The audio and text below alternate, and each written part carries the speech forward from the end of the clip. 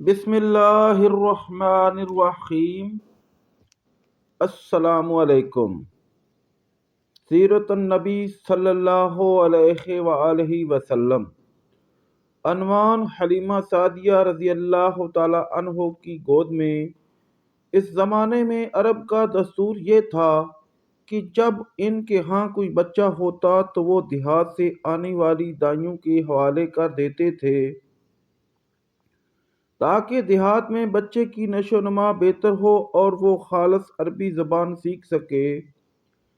دائیوں کا قافلہ مکہ میں داخل ہوا۔ انہوں نے ان گھروں کی تلاش شروع کی جن میں بچے پیدا ہوئے تھے۔ اس طرح بہت سی دائیاں جناب عبد المطلب کے گھر بھی آئیں۔ نبی کریم صلی اللہ علیہ وآلہ وسلم کو دیکھا، لیکن جب انہیں معلوم ہوا کہ یہ بچہ تو یتیم پیدا ہوا ہے تو اس خیال سے چھوڑ کر آگے بڑھ گئیں کہ یتیم بچے کے گھرانے سے انہیں کیا ملے گا۔ اس طرح دائیاں آتی رہیں جاتی رہیں، کسی نے آپ کو دودھ پلانا منظور نہ کیا، اور کرتی بھی کیسے؟ یہ سعادت تو حضرت حلیمہ رضی اللہ تعالی عنہ کے حصے میں آنا تھی۔ جب حلیمہ مکہ پہنچی تو انہیں معلوم ہوا سب عورتوں کو کوئی نہ کوئی بچہ مل گیا ہے، اور اب صرف وہ بغیر بچے کے رہ گئی ہیں، اور اب کوئی بچہ باقی نہیں بچا۔ ہاں، ایک یتیم بچہ ضرور باقی ہے جسے دوسری عورتیں چھوڑ گئی ہیں۔ حلیمہ سعدیہ نے اپنے شوہر عبداللہ ابن حارث سے کہا، خدا کی قسم مجھے یہ بات بہت ناگوار گزر رہی ہے کہ میں بچے کے بغیر جاؤں، دوسری سب عورتیں بچے لے کر جائیں، یہ مجھے طعنے دیں گی، اس لیے کیوں نہ ہم اس یتیم بچے کو لے لیں۔ عبداللہ بن حارث بولے، کوئی حرج نہیں، ہو سکتا ہے اللہ اسی بچے کے ذریعے ہمیں خیر و برکت عطا فرما دیں۔ چنانچہ حضرت حلیمہ سعدیہ رضی اللہ تعالی عنہا عبد المطلب کے گھر گئیں۔ جناب عبد المطلب اور حضرت آمنہ نے انہیں خوش آمدید کہا۔ پھر آمنہ انہیں بچے کے پاس لے آئیں۔ آپ اس وقت ایک اونی چادر میں لپیٹے ہوئے تھے۔ وہ چادر سفید رنگ کی تھی۔ آپ کے نیچے ایک سبز رنگ کا ریشمی کپڑا تھا۔ آپ سیدھے لیٹے ہوئے تھے۔ آپ کے سانس کی آواز کے ساتھ مشک کی سی خوشبو نکل کر پھیل رہی تھی۔ حلیمہ سعدیہ رضی اللہ تعالی عنہا آپ کے حسن و جمال کو دیکھ کر حیرت زدہ رہ گئیں۔ آپ اس وقت سوئے ہوئے تھے۔ انہوں نے جگانا مناسب نہ سمجھا، لیکن جو ہی انہوں نے پیار سے اپنا ہاتھ آپ کے سینے پر رکھا، آپ مسکرا دیے اور آنکھیں کھول کر ان کی طرف دیکھنے لگے۔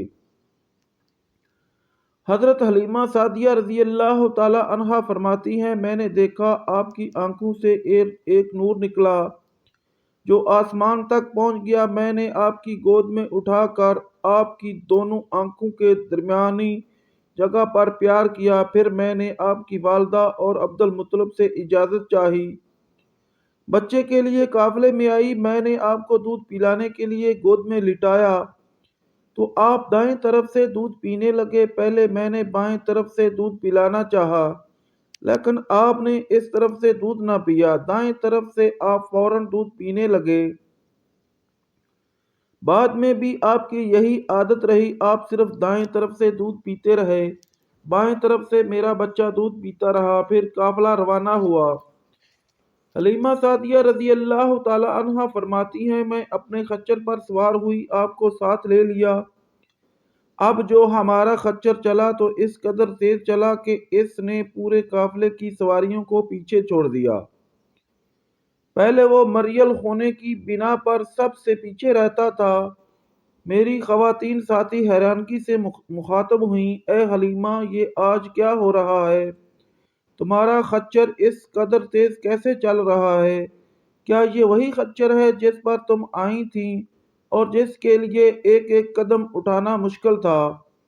جواب میں نے ان سے کہا، بے شک یہ وہی خچر ہے، اللہ کی قسم اس کا معاملہ عجیب ہے۔ پھر یہ لوگ بنو سعد کی بستی پہنچ گئے۔ ان دنوں یہ علاقہ خشک اور قحط زدہ تھا۔ حلیمہ سعدیہ رضی اللہ تعالی عنہا فرماتی ہیں، اس شام جب بکریاں چرا کر واپس آئیں تو ان کے تھن دودھ سے بھرے ہوئے تھے۔ جبکہ اس سے پہلے ایسا نہیں تھا۔ ان میں سے دودھ بہت کم اور بہت مشکل سے نکلتا تھا۔ ہم نے اس دن اپنی بکریوں کا دودھ دوہا تو ہمارے سارے برتن بھر گئے اور ہم نے جان لیا کہ یہ ساری برکت اس بچے کی وجہ سے ہے۔ آس پاس کی عورتوں میں بھی یہ بات پھیل گئی۔ ان کی بکریاں بدستور بہت کم دودھ دے رہی تھیں۔ غرض ہمارے گھر میں ہر طرف ہر چیز میں برکت نظر آنے لگی۔ دوسرے لوگ تعجب میں رہے۔ اس طرح 2 ماہ گزر گئے۔ 2 ماہ ہی میں آپ چلنے پھرنے لگے۔ آپ 8 ماہ کے ہوئے تو باتیں کرنے لگے اور آپ کی باتیں سمجھ میں آتی تھیں۔ 9 ماہ کی عمر میں تو آپ بہت صاف گفتگو کرنے لگے۔ اس دوران آپ کی بہت سی برکات دیکھنے میں آئیں۔ حلیمہ سعدیہ فرماتی ہیں، جب میں آپ کو اپنے گھر لے آئی تو بنو سعد کا کوئی گھرانہ ایسا نہ تھا جس سے مشک کی خوشبو نہ آتی ہو۔ اس طرح سب لوگ آپ سے محبت کرنے لگے۔ جب ہم نے آپ کا دودھ چھڑایا تو آپ کی زبان مبارک سے یہ الفاظ نکلے: اللہ اکبر کبیرہ والحمد للہ کثیرہ وسبحان اللہ بکرۃ واصیلا، یعنی اللہ تعالیٰ بہت بڑا ہے، اللہ تعالیٰ کے لیے بے حد تعریف ہے اور اس کے لیے صبح و شام پاکی ہے۔ پھر جب آپ صلی اللہ علیہ وآلہ وسلم 2 سال کے ہو گئے تو ہم آپ کو لے کر آپ کی والدہ کے پاس آئے۔ اس عمر کو پہنچنے کے بعد بچوں کو ماں باپ کے حوالے کر دیا جاتا تھا۔ ادھر ہم آپ کی برکات دیکھ چکے تھے اور ہماری آرزو تھی کہ ابھی آپ کچھ اور مدت ہمارے پاس رہیں۔ چنانچہ ہم نے اس بارے میں آپ کی والدہ سے بات کی۔ ان سے یوں کہا: آپ ہمیں اجازت دیجیے کہ ہم بچے کو 1 سال اور اپنے پاس رکھیں۔ میں ڈرتی ہوں کہیں اس پر مکہ کی بیماریوں اور آب و ہوا کا اثر نہ ہو جائے۔ جب ہم نے ان سے بار بار کہا تو حضرت آمنہ مان گئی اور ہم آپ کو پھر اپنے گھر لے آئے۔ جب آپ کچھ بڑے ہو گئے تو باہر نکل کر بچوں کو دیکھتے تھے، وہ آپ کو کھیلتے نظر آتے، آپ ان کے نزدیک نہ جاتے۔ ایک روز آپ نے مجھ سے پوچھا: امی جان کیا بات ہے، دن میں میرے بھائی نظر نہیں آتے؟ آپ اپنے دودھ شریک بھائی عبداللہ اور بہنوں انیسہ اور شیمہ کے بارے میں پوچھ رہے تھے۔ حلیمہ رضی اللہ تعالی عنہا فرماتی ہیں، میں نے آپ کو بتایا وہ صبح سویرے بکریاں چرانے جاتے ہیں، شام کے بعد گھر آتے ہیں۔ یہ جان کر آپ نے فرمایا تب مجھے بھی ان کے ساتھ بھیج دیا کریں۔ اس کے بعد آپ اپنے بھائی بہنوں کے ساتھ جانے لگے۔ آپ خوش خوش جاتے اور واپس آتے۔ ایسے میں ایک دن میرے بچے خوف زدہ انداز میں دوڑتے ہوئے آئے اور گھبرا کر بولے: امی جان جلدی چلیے ورنہ بھائی محمد صلی اللہ علیہ وسلم ختم ہو جائیں گے۔ یہ سن کر ہمارے تو ہوش اڑ گئے۔ دوڑ کر وہاں پہنچے، ہم نے آپ کو دیکھا، آپ کھڑے ہوئے تھے، رنگ اڑا ہوا تھا، چہرے پر زردی چھائی ہوئی تھی، اور یہ اس لیے نہیں تھا کہ آپ کو سینہ چاک کیے جانے سے کوئی تکلیف ہوئی تھی، بلکہ ان فرشتوں کو دیکھ کر آپ کی حالت ہوئی تھی۔ حلیمہ سعدیہ رضی اللہ تعالی عنہا فرماتی ہیں، ہم نے آپ سے پوچھا کیا ہوا تھا؟ آپ نے بتایا میرے پاس 2 آدمی آئے تھے، وہ سفید کپڑے پہنے ہوئے تھے، وہ دونوں حضرت جبرائیل اور حضرت میکائیل علیہ السلام تھے۔ ان دونوں میں سے ایک نے کہا کیا یہ وہی ہیں؟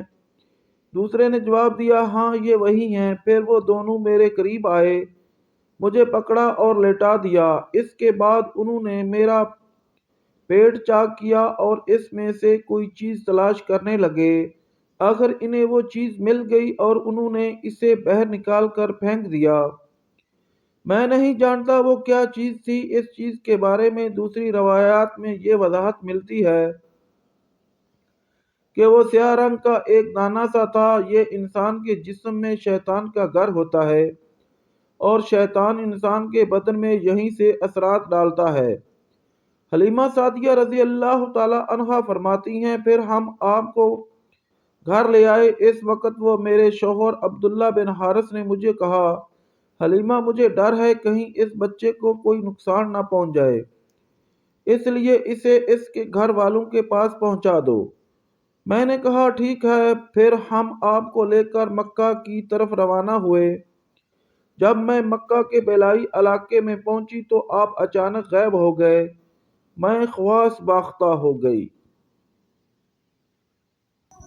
ناظرین، ایسی مزید ویڈیو دیکھنے کے لیے ہمارے چینل کو سبسکرائب، شیئر اور لائک کریں اور اللہ تعالیٰ کے کسی ایک نام کا کمنٹ ضرور کریں۔ شکریہ۔